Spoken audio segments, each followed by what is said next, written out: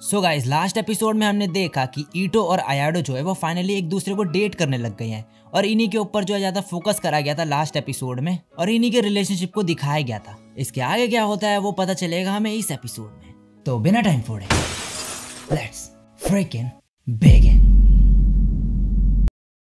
Episode के start में इशिनो बोलती है, टाकानाशी तुम यहाँ क्या कर रहे हो? वो उसे कहता है वो देखो, और उधर ईटो और आयाडो बैठे हुए होते हैं। इशिनो कहती है रिलेशनशिप में होना बढ़िया है और बोलने लगती है क्या तुम्हें गर्लफ्रेंड चाहिए, और बोलती ही जाती है।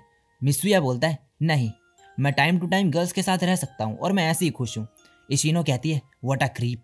मित्सुया कहता है मुझे गर्लफ्रेंड बनाने में कोई इंटरेस्ट नहीं। इशिनो कहती है वेल ये घुमा फिरा के मुझे रिजेक्ट कर रही हो तुम। मित्सुया कहता है मैंने तुम्हें कई बार डायरेक्टली रिजेक्ट करा है, हम दोनों को पता है कि तुम सीरियस नहीं हो इसे लेके।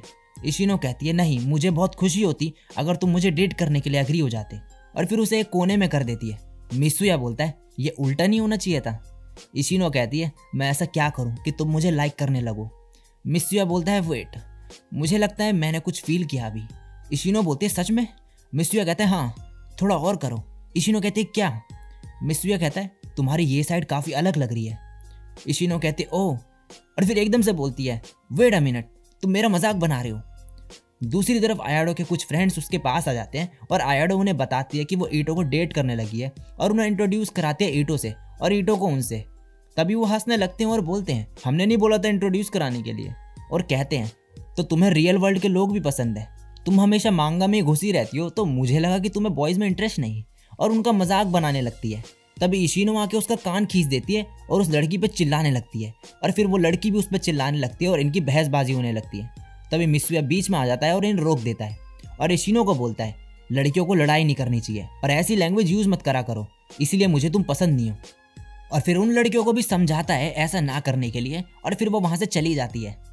अब नेक्स्ट सीन में मित्सुया और इशिनो एक साथ जा रहे होते हैं और मित्सुया अचानक से उसे डेट पे ले जाने को बोलता है, रामेन खाने। इशिनो बोलती है फिर से? मित्सुया कहता है तुम इंटरेस्टेड नहीं हो गया? वो कहती है हूँ मैं। नेक्स्ट सीन में ये दोनों रामेन खा रहे होते हैं, जहाँ पे इशिनो उससे पूछती है कि क्या तुम किसी चीज़ को लेके पैशनेट नहीं? मित्सुया कहता है मैं था जब मैं मिडिल स्कूल में था। इशिनो पूछते क्या था वो?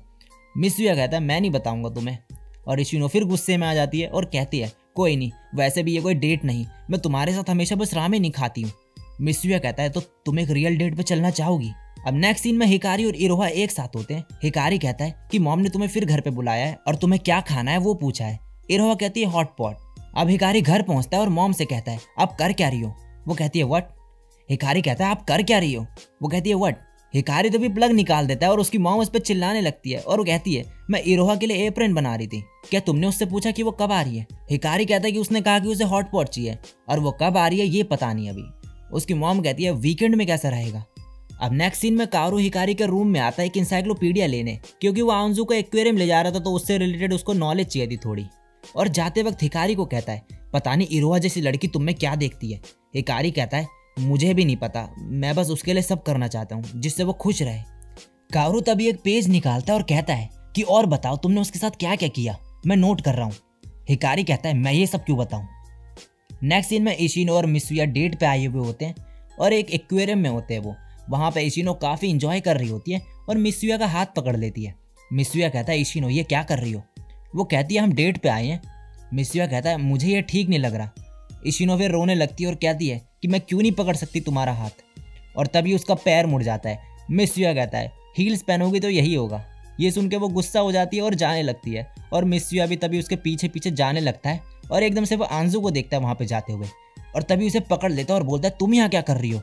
तुमने मुझसे झूठ बोला, तुमने कहा था कि तुम अपने फ्रेंड किरारा के घर जा रही हो, और ये किरारा नहीं है, ये सुसुई का भाई है। तभी कारू आगे आके बोलता है मैं हूँ कारू सुसुई, आंजू का क्लासमेट, और मैं उसे डेट कर रहा हूँ। ये सुन के मित्सुया शॉक्ड हो जाता है और कहता है सुसुई का भाई आंजू को डेट कर रहा है? कारू कहता है मेरे भाई का इससे कोई लेना देना नहीं है। मित्सुया कहता है तुम उसके भाई हो और उसके छोटे वर्जन जैसे लगते हो। आंजू तभी कहती है सॉरी बिग ब्रदर, मैंने तुमसे झूठ बोला, मैं कारू को पसंद करती हूँ। मित्सुया कहता है तुम्हें ग्रेड स्कूलर हो, हम घर चल रहे हैं, और उसे ले जाने लगता है। आंजू कहते हैं मुझे रहने दो यहाँ पे, मैं फाइनली कारू के साथ डेट पे आई हूँ, मैं घर नहीं जाना चाहती। तभी इशिनो उसे कहती है कि शांत हो जाओ, तुम्हें ये सब नहीं करना चाहिए। मित्सुया मगर कहता है कि तुम्हें इसमें बीच में नहीं आना चाहिए, दूसरों के मामले में टांग नहीं अड़ानी चाहिए तुम्हें। और तभी आंजू कावरू को लेके वहाँ से भाग जाता है और मित्सुया घर जाने को बोलता है। फिर इशिनो कहती है मैं खुद चले जाऊंगी और दूसरों के मामले में टांग अड़ाने के लिए सॉरी। और जाते वक्त इशिनो कहती है तुम मुझे फॉलो क्यों कर रहे हो। मित्सुया कहता है हम सेम एरिया में ही रहते हैं और मैं तुम्हें बेटर फील कराना चाहता हूँ। और तभी उसे पकड़ के हक कर लेता है और कहता है आज के लिए सॉरी। लेकिन इशिनो उसे थप्पड़ मार देती है और कहती है मुझे इडियट की तरह ट्रीट करना बंद करो, और रोने लगती है। तभी मित्सुया को एक कॉल आता है कि आंजू ने मॉम को टेक्स्ट करके बोला कि वो अपने बॉयफ्रेंड के साथ घर छोड़ के भाग रही है। इशिनो कहती है हमें उन्हें ढूंढना होगा। मित्सुया कहता है इशिनो तुम्हें हेल्प करने की जरूरत नहीं। इशिनो कहती है मुझे बस इस बार बीच में घुसने दो। और फिर मित्सुया मान जाता है और उन्हें ढूंढने लगते हैं ये दोनों के दोनों, मगर इन्हें वो मिलते ही नहीं है। मित्सुया कहता है ये सब मेरी गलती है, मैं आंजू पे कुछ ज़्यादा ही सख्ती से पेश आया। हमारे डैड नहीं है तो मैं थोड़ा स्ट्रिक्ट रहता हूँ उसके साथ। तभी इशिनो कहती है क्या पता वो अभी एक्वेरियम में ही हो। अब एक्वेरियम में ये दोनों के दोनों बैठे हुए होते हैं। वहाँ पे कावरू पूछता है कि क्या तुम्हें घर से कॉल्स नहीं आ रहे। आंजू बता दी कि उसने अपना फ़ोन जो है बंद कर दिया तो इसलिए कॉल्स वगैरह नहीं आ रहे उसे। और कहती है हमारे डैड नहीं है इसलिए जो ब्रदर है वो ओवर प्रोटेक्टिव हो जाते हैं। और कावरू तभी कहता है चलो हम घर चल रहे हैं। आंजू को तभी ठंड लगने लगती है और कावरू उसे अपनी जैकेट पहना देता है और कहता है हमें ऐसा कुछ नहीं करना चाहिए जिससे तुम्हारी मॉम और ब्रदर दुखी हो। मैं प्रूव कर दूंगा तुम्हारी फैमिली को कि वो ट्रस्ट कर सकते हैं मुझ पे कि मैं तुम्हारा ध्यान रख सकता हूँ। तभी मित्सुया वहाँ पे आ जाता है और कावरू को थप्पड़ मार देता है। कावरू कहता है मुझे क्यों मारा, मेरे पेरेंट्स ने भी कभी मुझे नहीं मारा। मित्सुया कहता है 2 ग्रेड स्कूल के बच्चे भाग रहे हैं, क्या तुम स्टूपिड हो। कावरू कहता है तो ग्रेड स्कूलर के डेट करने में क्या गलत है और मेरा हिकारी का भाई होने से क्या फर्क पड़ता है। आंजू तब मित्सुया को बता देती है कि कावरू ने बोला था कि हमें घर चलना चाहिए। मित्सुया फिर कहता है ओके मैं समझ गया, मैं भी गलत था, मैं तुम्हारी साइड से चीज़ें भी सुनना चाहूँगा तो कभी घर आना, लेकिन हाँ तुम अपने भाई जैसे ही दिखते हो। और फिर इशिनो को कहता है तुम्हारे पैर। इशिनो कहती है ओह हाँ मैं वही सोचूं कि कुछ दर्द हो रहा है। मित्सुया कहता है क्योंकि तुम भाग रही थी और मेरी हेल्प कर रही थी, सॉरी। इशिनो कहते हैं कोई बात नहीं। और अब मित्सुया उसे अपने स्नीकर्स दे देता है और ये घर की तरफ जा रहे होते हैं। इशिनो कहती है मेरे फेस और हेयर्स बेकार हो चुके हैं और मैं एम्बेरस भी हूँ बहुत, तो तुम घर जाओ, मैं यहीं से चले जाऊंगी। और गुड बाय बोल के जाने लगती है। मित्सुया कहता है हे इशिनो चलो एक डेट पर चले कभी। और इशिनो कहती है ठीक है। नेक्स्ट सीन में हिकारी की मॉम उसके रूम में आके उसे एक फ़ोन कवर देती है और कहती है इरोहा के एप्रन से कुछ कपड़ा बच गया था तो मैंने ये बना दिया तुम्हारे लिए, और तुम्हारे डैड और मैं इस वीकेंड पे डेट पे जा रहे हैं तो इरोहा को कभी और डिनर पे बुलाना। और फिर वहाँ से चली जाती है।